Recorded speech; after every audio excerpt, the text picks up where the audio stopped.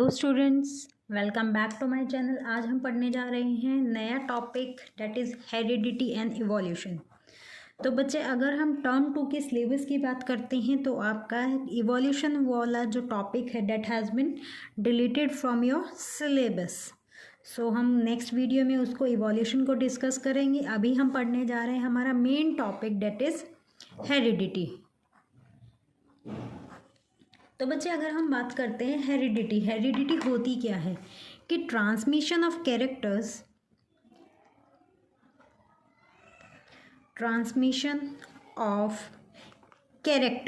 जो आपके कैरेक्टर्स होते हैं या फिर कैरेक्टर्स को क्या बोलेंगे, एलील्स और ट्रेट। ठीक है, जो आपके कैरेक्टर्स होते हैं, जो ट्रेट होते हैं, तो transmission of character from parents to offspring. ठीक है, या फिर हम बात करेंगे one generation to another generation, जब आपके कैरेक्टर ट्रांसफ़र होते हैं, that is known as heredity.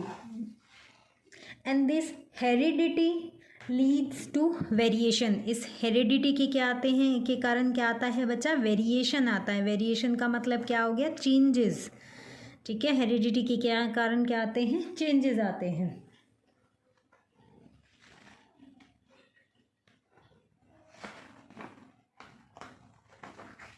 तो अगर हम वेरिएशन की बात करते हैं कि वेरिएशन जो आते हैं, कब आते हैं वेरिएशन, दे ऑकर ड्यूरिंग रिप्रोडक्शन। ठीक है, जब हमने बात की अभी क्या बोला कि हेरिडिटी क्या होती है, transmission of character from one generation to another generation. जब आपके ट्रेड्स ट्रांसफ़र होते हैं, आपके कैरेक्टर ट्रांसफ़र होते हैं पेरेंट्स टू ऑफस्प्रिंग, तो उसको क्या बोलेंगे हम, हेरिडिटी।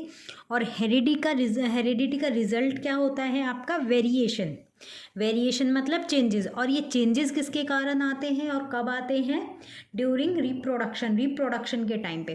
तो बच्चे, हमने देखे हमारे पास दो फैक्टर होते हैं, एसेक्सुअल रिप्रोडक्शन और सेक्सुअल रिप्रोडक्शन। तो अब बात आती है, क्या ये जो वेरिएशन होता है ये दोनों ही केस में आता है। तो एसेक्सुअल रिप्रोडक्शन के केस में क्या होगा, एक ही पेरेंट इन्वॉल्व होता है, only one parent is involve. जब अगर एक ही पेरेंट होगा तो क्या होगा, वेरिएशन आर लेस, और we can say less variation. ठीक है, लेस वेरिएशन होती है। बाय चांस अगर वेरिएशन होती है तो वो किसके कारण होती है बच्चे, डीएनए कॉपिंग के कारण, डीएनए कॉपिंग, और इसको हम कह सकते हैं म्यूटेशन। तो ये बच्चे बहुत रेयर केस होता है कि आपका क्या हुआ, म्यूटेशन हो रहा है किसके अंदर, एसेक्सुअल रिप्रोडक्शन के अंदर। तो मेन चीज़ क्या हो गई आपकी, सेक्सुअल रिप्रोडक्शन। तो मेन जो आपका वेरिएशन आता है वो किसके कारण आता है, सेक्सुअल रिप्रोडक्शन के केस में आता है। क्यों, क्योंकि इसके अंदर क्या, both the parents are involve.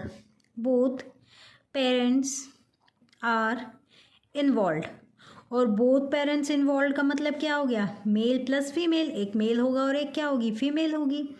दोनों के बीच में क्या होती है, क्रॉसिंग होती है, क्रोमोसोम के मतलब दोनों के बीच में क्या होगी, fertilization in the sense we can say crossing over. किसकी होती है, क्रॉसिंग ओवर। और जीन्स कब ट्रांसफ़र होते हैं, जब दोनों के बीच में क्या होती है, क्रॉसिंग ओवर होती है। क्रोमोसोम्स क्या होते हैं, they are transferred from one generation to another generation. Example हम लेते हैं। अब बच्चे देखो, वेरिएशन तो आ गई, वेरिएशन की अगर हम एग्जाम्पल की बात करें, जैसे आपने देखा हो किसी किसी के केस में क्या होते हैं, फ्री ईयर लोब्स होता है, या फिर किसी किसी का क्या होता है, अटैच्ड ईयर लोब। ठीक है, कि जो आपने कान के नीचे वाला हिस्सा देखा होगा, किसी में क्या होता है, फ्रीली होता है, और किसी में क्या होता है, अटैच होता है। तो ये भी किसके कारण होते हैं, ये हमारे दो वेरिएंट होते हैं जो हमारे ह्यूमन पॉपुलेशन में हमें देखने को मिलते हैं। अब हम नेक्स्ट पढ़ते हैं Mendel and his law of inheritance, और we can say Mendel experiment. ठीक है, मेंडल एंड हिज एक्सपेरिमेंट। तो बच्चे, ग्रीगर जॉन मेंडल एक साइंटिस्ट थे। ठीक है, इन द ईयर 1884 उन्होंने क्या किया, इन the field of plant breeding. ठीक है, साइंटिस्ट का नाम क्या है, ग्रीगर Mendel. So in the year 1884 उन्होंने क्या किया, प्लांट ब्रीडिंग और हाइब्रिडाइजेशन के ऊपर उन्होंने कुछ एक्सपेरिमेंट करके देखे, ठीक है।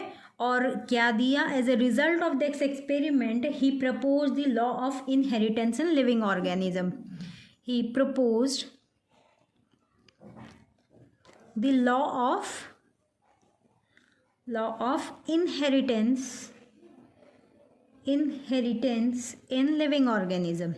इनहेरिटेंस का मतलब क्या होता है, वही हेरिडिटी की कैरेक्टर्स क्या हो रहे हैं, इनहेरिट होते हैं कहाँ से, एक जनरेशन से दूसरी जनरेशन। सपोज आपके पेरेंट्स से आपके अंदर कैरेक्टर आए, आपके दादा दादी से आपके पेरेंट्स में कैरेक्टर आए, ठीक है।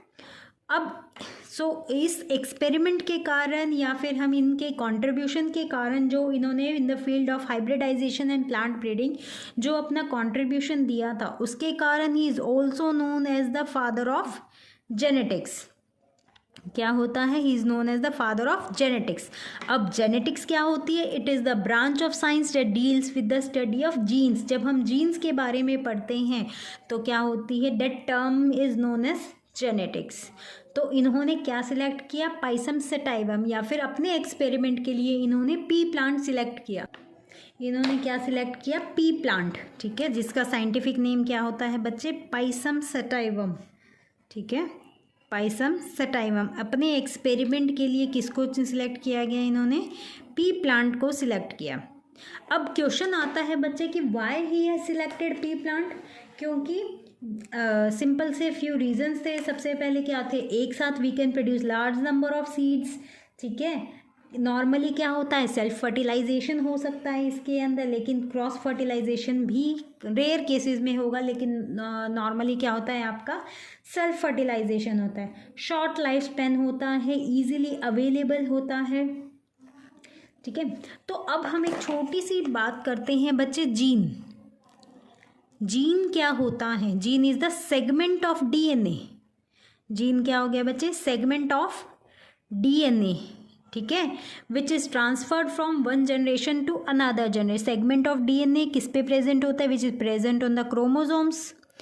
अब बात आती है क्रोमोसोम्स क्या होते हैं, these are the thread like material, these are the thread like material which is present inside the nucleus. कहाँ प्रेजेंट होते हैं, inside nucleus they are present, ठीक है, and they help in transforming information from one generation to another generation.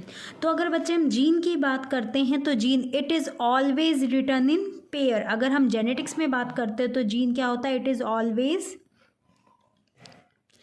Return in pair, ठीक है। हमेशा किस में आता है, ऑलवेज रिटर्न इन पेयर, हमेशा पेयर में लिखा जाता है। जो डोमिनेंट जीन होता है, डोमिनेंट ट्रेट या फिर डोमिनेंट कैरेक्टर, उसको हम क्या बोलेंगे, that is written in capital letter, ठीक है। और we can say that dominant, dominant मतलब which is able to express itself, जो अपने आप को एक्सप्रेस कर सकता है जो, तो उसको क्या लिखते हैं हम, it is written in capital letter, ठीक है। उसको किस में लिखेंगे बच्चे, कैपिटल लेटर में लिखेंगे। और जो रिसेसिव होता है उसको किस में लिखेंगे, स्मॉल लेटर्स में, it is written in small letters. जैसे कैपिटल टी और स्मॉल टी। ये क्या हो गया आपका टॉल, और ये क्या हो गया आपका ड्वार्फ। मतलब ये डोमिनेंट कैरेक्टर और dwarf is your recessive character. तो कुछ जो कैरेक्टर मेंडल ने चूज़ किए थे वो हम पढ़ेंगे। जैसे यहाँ पे हमने लिख दिया कि डोमिनेंट ट्रेट, और यहाँ पे क्या हो गया बच्चे आपका रिसेसिव ट्रेट। तो अगर हम कुछ फीचर्स की बात करते हैं, सबसे पहला जैसे आता है सीड शेप। तो सीड शेप की बात करें तो कैसा होगा, डोमिनेंट कैरेक्टर मतलब राउंड, और रिसेसिव कैसा होगा, रिंकल्ड, राउंड एंड रिंकल। तो कैपिटल आर। अब मेन चीज़ क्या है, यहाँ पे नहीं कि रिंकल्ड है तो डब्ल्यू लिखेंगे, क्या लिखेंगे हम, स्मॉल आर लिखेंगे। सेकंड कैरेक्टर उन्होंने लिया जैसे आपका सीड कलर, क्या लिया आपका सीड कलर। तो डोमिनेंट क्या हो गया आपका येलो, और रिसेसिव कलर क्या हो गया आपका ग्रीन। तो same capital Y because genes are always written in pair, और ये क्या हो जाएगा स्मॉल वाई। नेक्स्ट आपका आता है फ्लावर का कलर। तो अगर हम फ्लावर के कलर की बात करते हैं तो आपका वॉयलेट और आपका वाइट। तो वायलेट कैपिटल वी और स्मॉल वी, ये क्या हो गया आपका dominant and this one is your recessive. तो अब बात आती है बच्चे कुछ क्रॉस की बात करते हैं या फिर कुछ लॉ ऑफ इनहेरिटेंस को देखेंगे। सबसे पहला हमारा आता है मोनो हाइब्रिड क्रॉस।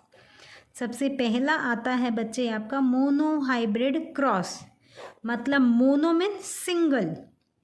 तो ऐसा क्रॉस जिसमें हम एक सिंगल कैरेक्टर को लेके क्या करते हैं, क्रॉस करवाते हैं, उसको क्या बोलेंगे हम, मोनो हाइब्रिड क्रॉस। तो एग्जाम्पल हम लेके चलते हैं टॉल एंड ड्वार्फ प्लांट, ठीक है, crossing between tall and dwarf plant. अगर हम टॉल और ड्वार्फ प्लांट की क्या करवाते हैं, ड्वार्फ मीन्स शॉर्ट, इनकी अगर हम क्रॉसिंग करवाते हैं तो that cross is termed as monohybrid cross. तो देखो एक बार देख लेते हैं कैसे होता है। जैसे हमारा टॉल प्लांट, ठीक है, क्रॉसिंग करवाई किसके साथ, ड्वार्फ प्लांट के साथ। तो these are what, these are parents. तो क्रॉसिंग करते वक्त हमेशा ध्यान रखोगे, अगर आपके एग्जाम्स में भी आता है तो आप प्रॉपरली लिखोगे, पेरेंट्स लिखोगे, उसके बाद क्या लिखोगे, एलील लिखोगे और ट्रेट लिखोगे। तो ये क्या हो गया, कैपिटल टी कैपिटल टी। यहाँ पे क्या आया, स्मॉल टी स्मॉल टी। अब इनके गैमेट्स बनते हैं, लॉ ऑफ इनहेरिटेंस हम आगे देखेंगे। अभी इनके गैमेट, तो ये क्या हो, capital T and capital T, यहाँ पे small T. Next F1 generation. F1 generation क्या हो गया आपका, फीलियल वन जनरेशन। तो अगर हम F1 जनरेशन की बात करें, ए क्रॉस यहाँ पे कैपिटल टी स्मॉल टी, इसकी क्रॉसिंग इसके साथ capital T small T, capital T small T, और ये क्या हो गया आपका capital T and small T. तो F1 जनरेशन में क्या है आपके, all are tall plants, all are tall plants, ठीक है। तो हमें डिजायर्ड क्वांटिटी तो मिली ही नहीं।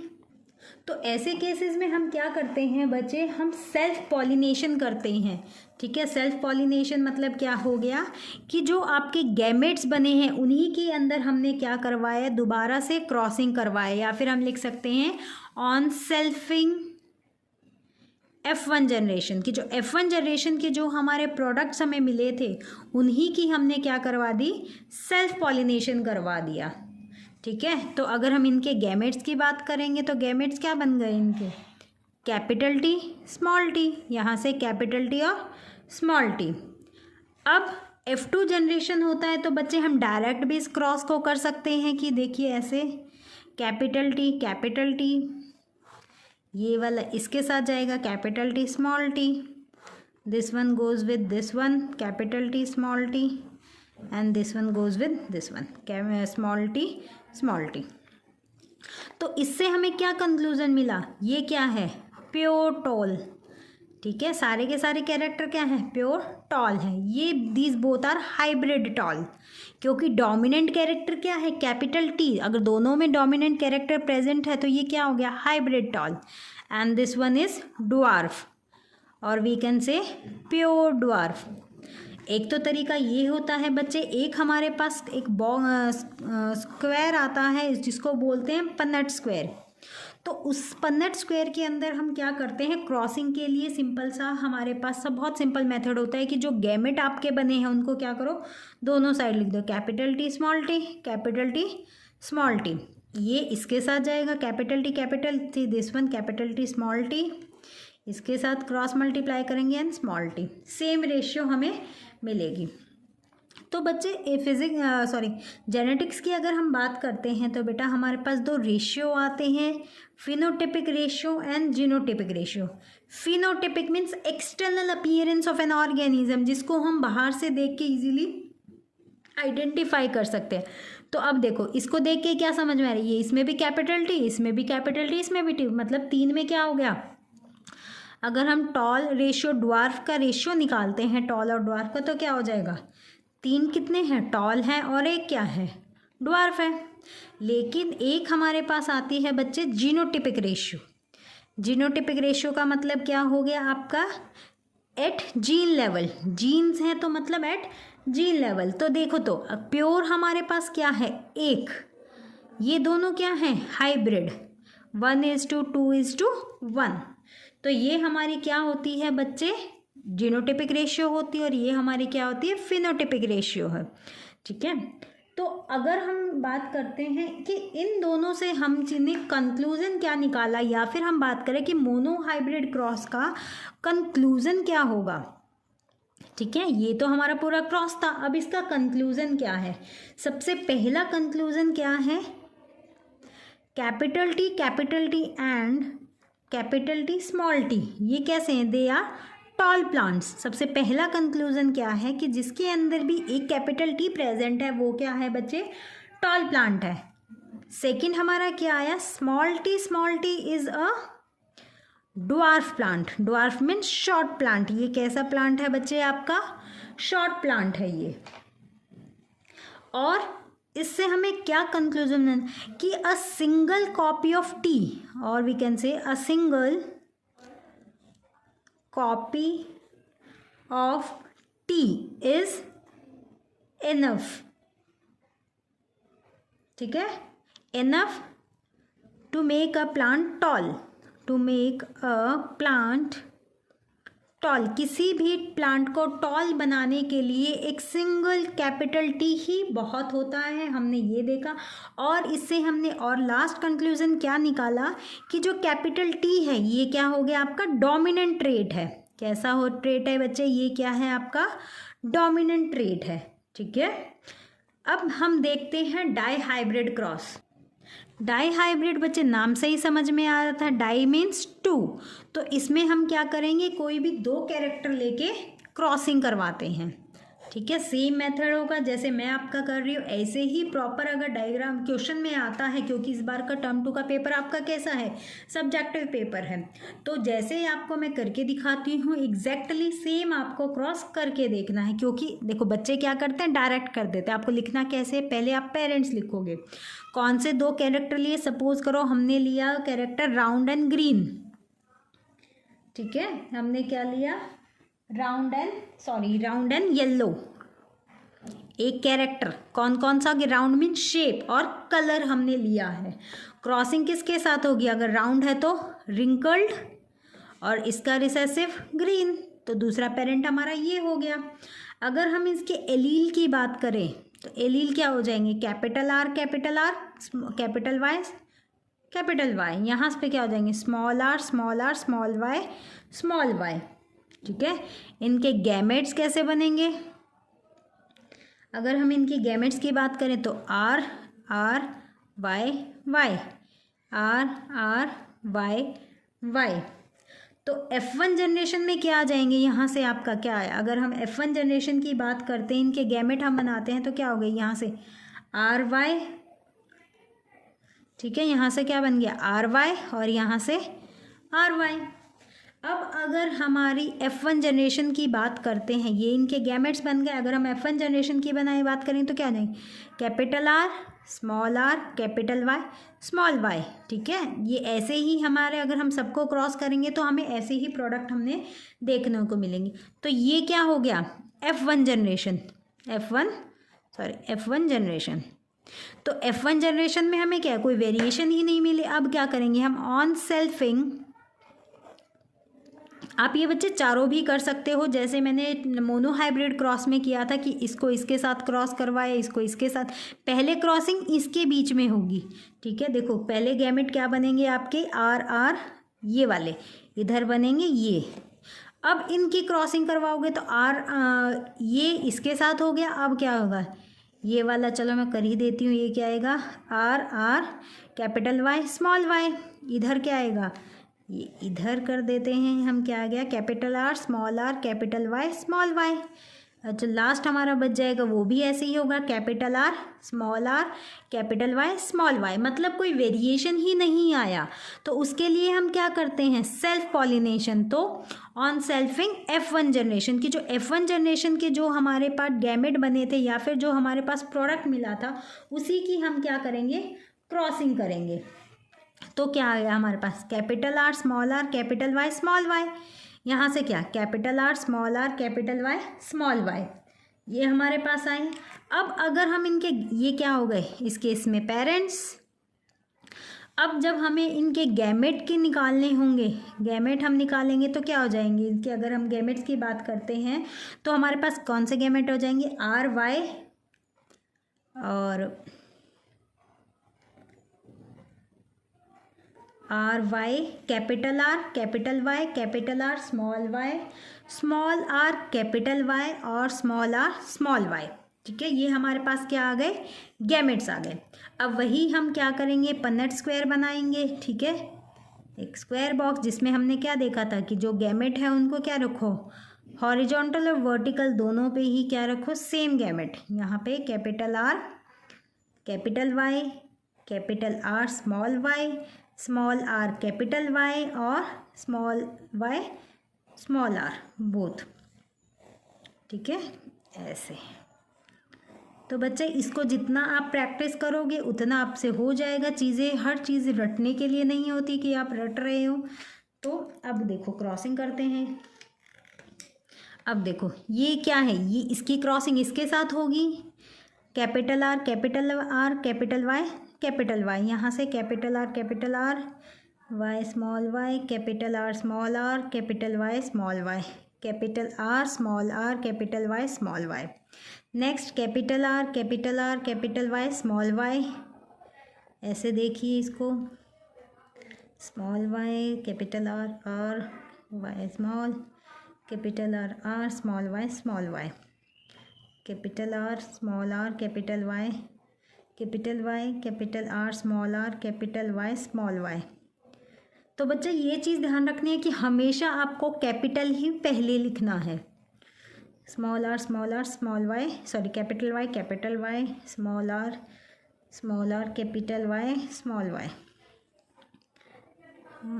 Capital Y small Y capital R small Y small Y, small R capital Y small R and small R small Y. ये हमारे पास क्या आ गए बच्चे, F2 जनरेशन्स के आपके क्या आ गए, गैमेट आ गए। ठीक है, ये आपकी क्या आ गई, F2 जनरेशन। ठीक है, F2 जनरेशन। अब अगर इसके अंदर हम क्या निकालेंगे, फिनोटिपिक एंड जीनोटिपिक रेशियो दोनों ही निकलेगी। फिनोटिपिक रेशियो, तो इसकी फिनोटिपिक रेशियो क्या हो जाती है बच्चे, 9:3:3:1। मतलब 9 आपके क्या है, राउंड एंड येलो। 9 सीड तो कैसे बने, राउंड एंड येलो। 3 सीड्स कैसे आए हैं आपके, राउंड ग्रीन। 3 सीड कैसे आए, रिंकल्ड येलो। ठीक है, 3 सीड कैसे आए, रिंकल्ड येलो। और एक हमारे पास ऐसी वेराइटी आई, कितनी है, जो क्या है आपकी रिंकल्ड ग्रीन, के सारे हमारी प्योर ड्वार्फ कंडीशन हमारी आई है। ठीक है, तो इससे हम क्या कंक्लूजन निकाल सकते हैं, अगर हम एक मिनट की जीनोटिपिक रेशियो भी अगर हम इसकी बात करते हैं बच्चे, थोड़ी लेंदी होती है, तो आप इजीली क्रॉस देख लो। डाई हाइब्रिड क्रॉस हमारा कैसे बनता है कि जब हम मोनो हाइब्रिड को क्या करेंगे, डाई हाइब्रिड से, mono mean single character, dihybrid दो कैरेक्टर, दोनों को क्या करें, मल्टीप्लाई करते, तो हमारे पास डाई हाइब्रिड कैरेक्टर आता है। तो जीनोटिपिक रेशियो निकालने के लिए या फिर आप इस मेथड से बच्चे किसी भी लेवल की आप क्या निकाल सकते हो, कितने ट्राई हाइब्रिड हो, कितने भी लेवल की आप क्रॉसिंग रेशियो निकाल सकते हो। कैसे, 1:1। ठीक है, आपको ऐसे लिखते जाना है, ये नहीं कि 1 1 2 1 1 मल्टीप्लाई करना है, लेकिन मल्टीप्लाई तो करना है। नॉर्मली हम क्या करते हैं, नीचे क्रॉस लगाते हैं, लेकिन इसमें क्या करना है, आपको आगे लिखते हैं। 2 1 2, 2 2 4, अगेन 2 1 2, नेक्स्ट 1 × 1, 1 2 1 एंड 1 1 1। तो आपकी डाई हाइब्रिड क्रॉस के अंदर आपकी जीनोटिपिक रेशियो क्या आ गई, 1:1, 2:4, 1:1। ठीक है, तो आप कोई भी शॉर्ट ट्रिक अपनी यूज़ करके इसको याद रख सकते हो। अब अगर हम देखें बच्चे कि हमारे इससे कंक्लूज़न हमने क्या निकाला, कि जो हमने अभी डाई हाइब्रिड क्रॉस किया था उसके अगर हम कंक्लूज़न की बात करते हैं तो हमारा डाई हाइब्रिड क्रॉस का कंक्लूज़न क्या निकला। सबसे पहला कंक्लूज़न क्या निकला इसके अंदर, कि जो राउंड और येलो सीड्स हैं, round and yellow seeds are dominant, ठीक है, जो राउंड एंड येलो सीड्स हैं दे आर डोमिनेंट, ठीक है। ये कैसे हैं बच्चे, डोमिनेंट कैरेक्टर है ये, या फिर हमारे बात करेंगे कि डोमिनेंट सीड है। अब कह सकते हैं कि जो इनहेरिटेंस हुआ है नए character, it is independent of each other. तो बेसिकली बच्चे हमारे पास 3 लॉ भी होते हैं। सबसे पहला लॉ आता है, अगर हम बात करें लॉ ऑफ इनहेरिटेंस की, लॉ ऑफ इनहेरिटेंस जो मेंडल ने 3 लॉ दिए थे बच्चे, लॉ ऑफ इनहेरिटेंस। तो हमारा सबसे पहला लॉ आता है law of segregation. Segregation, law of segregation का मतलब क्या होता है बच्चे, या फिर देखो सेग्रीगेशन का मतलब क्या हुआ, सेपरेट। सेग्रीगेशन का मतलब क्या हुआ, सेपरेट होना। तो लॉ ऑफ सेग्रीगेशन क्या होता है कि जो जीन होते हैं या फिर जो कैरेक्टर होते हैं वो क्या करते हैं बच्चे, they got separated during gamete formation and reunite during, और we can say reunite during fertilization. जब फर्टिलाइजेशन होती है तो क्या हो जाते हैं, सेपरेट होते हैं। जैसे हमने यहाँ देखे, ये पेरेंट्स था हमारे पास, तो सेपरेशन हुआ, ये क्या हुआ है, सेग्रीगेशन, ठीक है। ये क्या हुआ, सेग्रीगेशन की जो गैमेट हैं, जब गैमेट बनते हैं, गैमेट के टाइम पे ये क्या होते हैं, जो एलील होते हैं, जो कैरेक्टर होता है वो क्या करता है बच्चे, सेपरेट हो जाता है और रीयूनाइट होता है जब उसको क्या करना हो, गैमेट बनाने हो। ये हमारा क्या होता है, फर्स्ट लॉ ऑफ इनहेरिटेंस या फिर law of segregation. Second law of inheritance क्या होता है, लॉ ऑफ इंडिपेंडेंट असॉर्टमेंट, ठीक है। सेकेंड लॉ ऑफ इनहेरिटेंस क्या है बच्चे आपका, लॉ ऑफ इंडिपेंडेंट असॉर्टमेंट। नाम से ही समझ में आ रहा है, लॉ ऑफ इंडिपेंडेंट असॉर्टमेंट, और we can say this is also known as the second law of inheritance.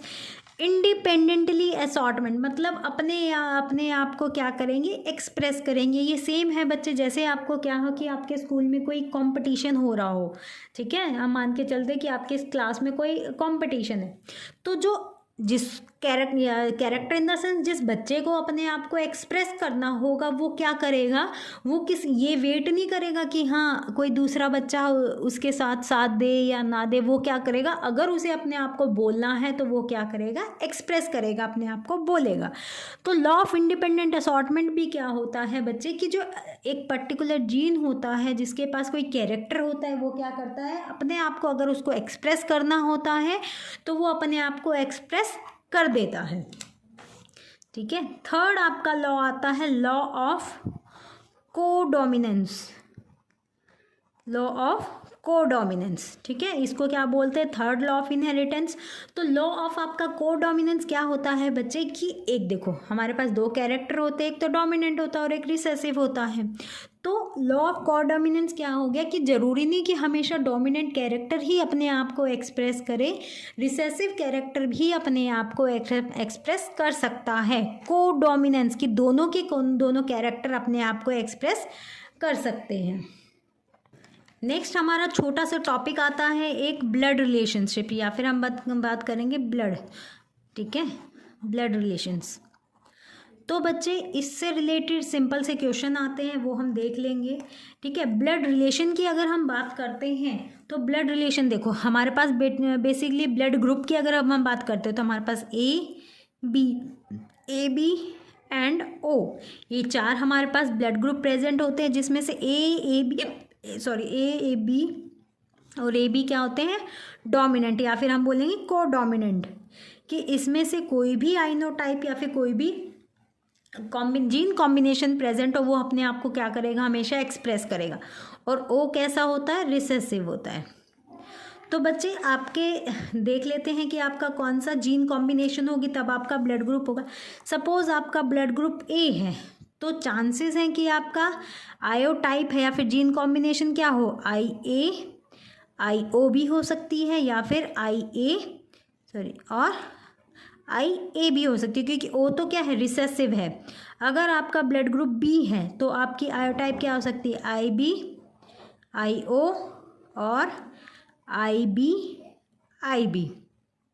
अगर आपका ब्लड ग्रुप AB है तो क्या हो सकती है कि आपकी जीन कॉम्बिनेशन क्या होगी, IA और IB। और अगर आपका ब्लड ग्रुप O होता है तो जीन हो सकती है, जीन कॉम्बिनेशन आपकी IO। ये तो हो गया हमारे ब्लड की बात। एक होता है बच्चे RH फैक्टर। RH फैक्टर, क्योंकि आपने देखा होगा कि हर एक का क्या होता है ब्लड ग्रुप, किसी का नेगेटिव होता है, किसी का ब्लड ग्रुप क्या होता है बच्चे पॉजिटिव होता है। ये जो ब्लड ग्रुप आपका पॉजिटिव और नेगेटिव होता है, ये किसके कारण होता है कि एक RH फैक्टर होता है।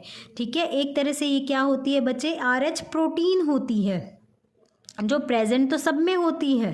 ठीक है, और ये किससे ली गई थी, रीसस मंकी जो हमारा था, जो हमारा एंसेस्टर था कह सकते हैं। ठीक है, रीसस मंकी से ये हमारे अंदर आया है। तो RH फैक्टर या फिर RH जो प्रोटीन होता है, ये क्या होता है बच्चे, प्रेजेंट तो सब में होता है, जिसमें ये अपने आप को एक्सप्रेस कर देगा, वो तो क्या हो जाएगा, ब्लड ग्रुप आपका पॉजिटिव हो जाएगा। और जिसमें not able to express, not expressed, ठीक है, जिसमें ये अपने आप को एक्सप्रेस नहीं करेगा, उसको वो क्या ब्लड ग्रुप हो गया आपका नेगेटिव ब्लड ग्रुप। तो इससे रिलेटेड बच्चे क्वेश्चंस कैसे आते हैं कि सपोज करो आपके पेरेंट्स, या फिर हम बात करते हैं कि इससे रिलेटेड क्वेश्चन कैसे आएंगे कि एक फादर है, ठीक है, एक मेल है जिसका ब्लड ग्रुप A है, उसने शादी करी फीमेल के साथ जिसका ब्लड ग्रुप B है, तो बताओ केसेस क्या होंगे। तो बच्चे इससे रिलेटेड जो क्वेश्चंस होते हैं वो हम अपनी नेक्स्ट वीडियो में कंटिन्यू करेंगे। तो अब बच्चे एक लास्ट टॉपिक आता है सेक्स डिटर्मिनेशन या फिर सेक्स क्रोमोसोम्स। ठीक है, सेक्स क्रोमोसोम्स। तो बच्चे हमने बेसिकली देखा है हमारे पास कितने हैं, total we have 46 number of chromosomes. ठीक है, नंबर ऑफ क्रोमोसोम्स हमारे पास कितने होते हैं हमारी ह्यूमन बॉडी में, 46 नंबर ऑफ क्रोमोसोम, और वी कैन से 23 पेयर। तो इस 46 में से 23 पेयर की अगर हम बात करें तो हमारे पास 21 और 2 जो ये 2 होते हैं, they are termed as sex chromosomes, और we can say the chromosomes which are used for determining the sex of a baby are known as sex chromosome. कौन कौन से, XX फीमेल में और XY क्या होगा, मेल में होगा। ये इनको क्या बोलते हैं हम, autosomal, they are termed as autosomal chromosome. अब एक क्वेश्चन है बच्चे, या फिर हम बात कर सकते हैं कि हमारी सोसाइटी में एक टैबू है कि जो फीमेल अगर फीमेल चाइल्ड को डिलीवर कर रही है तो शी इज़ रिस्पॉन्सिबल, लेकिन हम देखते हैं ऐसा नहीं होता। देखो फीमेल की अगर हम बात करते हैं, फादर है, फादर के पास 2 क्रोमोसोम, एक X और एक Y। मदर के पास कौन से क्रोमोसोम, XX, दोनों क्रोमोसोम XX। ठीक है, ये क्या हो गए आपके पेरेंट्स हो गए। गैमेट क्या होंगे इनके, गैमेट्स की अगर हम बात कर दे तो X Y, यहाँ पे X और X। अब जब फ्यूज़न होता है या फिर हम फर्टिलाइजेशन की बात करते हैं तो मेल से अगर X आता है, फीमेल के पास तो क्या XX ही है बच्चे, तो क्या करेगी वो X ही रिलीज़ करेगी। ठीक है, अब मेल पे डिपेंड करता है बच्चे, वो X रिलीज़ करता है या Y रिलीज़ करता है। अगर X Y रिलीज़ करेगा तो देखो X Y के कॉम्बिनेशन से क्या बन गया आपका मेल चाइल्ड, और X X के कॉम्बिनेशन से क्या बनती है आपकी फीमेल चाइल्ड। ठीक है, so we can, it has been scientifically prove that father is only responsible for the determination, या फिर बोलेंगे father is only the person who is responsible for the sex of a baby. ठीक है, ये क्या हो गया यहाँ पे जाइगोट बना आपका।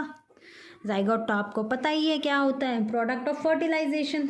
ठीक है, तो एक लास्ट छोटा सा टॉपिक पड़ता है बच्चे हमारा, factors which are responsible for sex determination.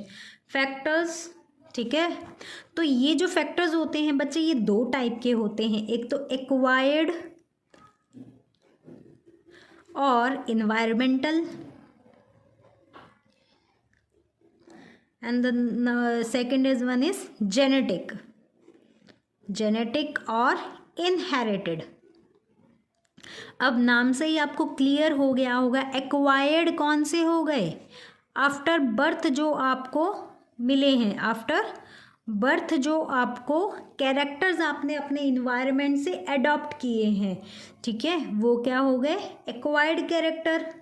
तो जिसमें हम एग्जांपल ले सकते हैं कि जैसे कुछ एनिमल्स होते हैं, टेम्परेचर जो होता है, जिस टेम्परेचर पे आपके एग फर्टिलाइज होते हैं वो डिसाइड करते हैं कि जेंडर क्या होगा। जैसे हम एग्जांपल लेते हैं, फॉर एग्जांपल आपका क्या हो गया, टर्टल। टर्टल के केस में बच्चे जिस टेम्परेचर पे, temperature at which egg is fertilized, egg is fertilize, जिस टेम्परेचर पे एग फर्टिलाइज होंगे it will decide the gender. ठीक है, वही उसके जेंडर को डिसाइड करेगा।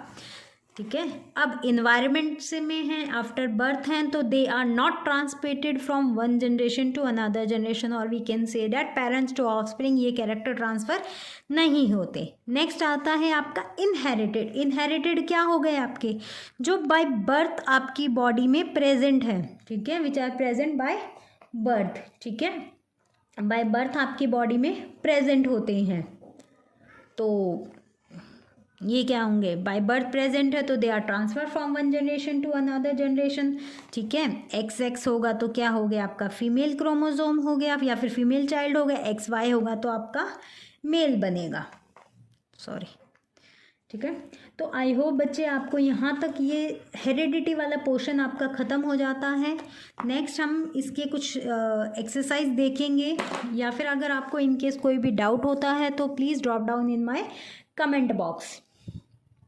Thank you.